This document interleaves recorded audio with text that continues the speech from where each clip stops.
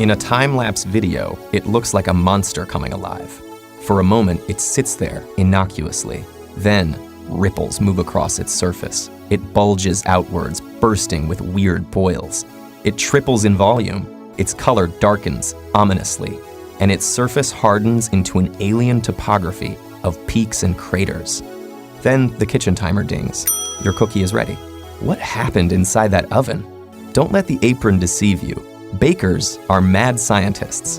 When you slide the pan into the oven, you're setting off a series of chemical reactions that transform one substance, dough, into another, cookies. When the dough reaches 92 degrees Fahrenheit, the butter inside melts, causing the dough to start spreading out. Butter is an emulsion, or mixture of two substances that don't want to stay together, in this case, water and fat, along with some dairy solids that help hold them together. As the butter melts, its trapped water is released, and as the cookie gets hotter, the water expands into steam. It pushes against the dough from the inside, trying to escape through the cookie walls, like Ridley Scott's chest-bursting alien. Your eggs may have been home to squirming salmonella bacteria. An estimated 142,000 Americans are infected this way each year.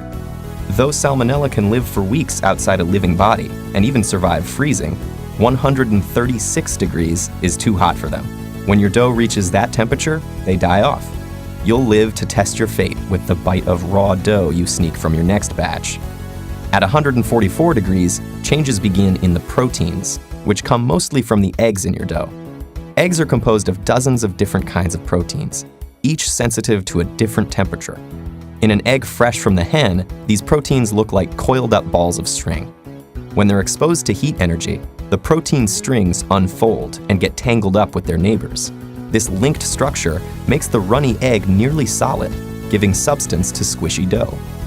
Water boils away at 212 degrees, so like mud baking in the sun, your cookie gets dried out and it stiffens. Cracks spread across its surface. The steam that was bubbling inside evaporates, leaving behind airy pockets that make the cookie light and flaky. Helping this along is your leavening agent, sodium bicarbonate, or baking soda. The sodium bicarbonate reacts with acids in the dough to create carbon dioxide gas, which makes airy pockets in your cookie. Now it's nearly ready for a refreshing dunk in a cool glass of milk. One of science's tastiest reactions occurs at 310 degrees. This is the temperature for Maillard reactions. Maillard reactions result when proteins and sugars break down and rearrange themselves, forming ring-like structures, which reflect light in a way that gives foods like Thanksgiving turkey and hamburgers their distinctive, rich brown color. As this reaction occurs, it produces a range of flavor and aroma compounds, which also react with each other, forming even more complex tastes and smells. Caramelization is the last reaction to take place inside your cookie. Caramelization is what happens when sugar molecules break down under high heat, forming the sweet, nutty, and slightly bitter flavor compounds that define, well, caramel. And in fact, if your recipe calls for a 350-degree oven, it'll never happen, since caramelization starts at 356 degrees. If your ideal cookie is barely browned, like a Northeasterner on a beach vacation, you could have set your oven to 310 degrees. If you like your cookies to have a nice tan, crank up the heat. Caramelization continues up to 390 degrees. And here's another trick. You don't need that kitchen timer. Your nose is a sensitive scientific instrument.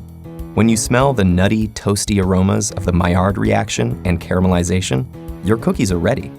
Grab your glass of milk, put your feet up, and reflect that science can be pretty sweet.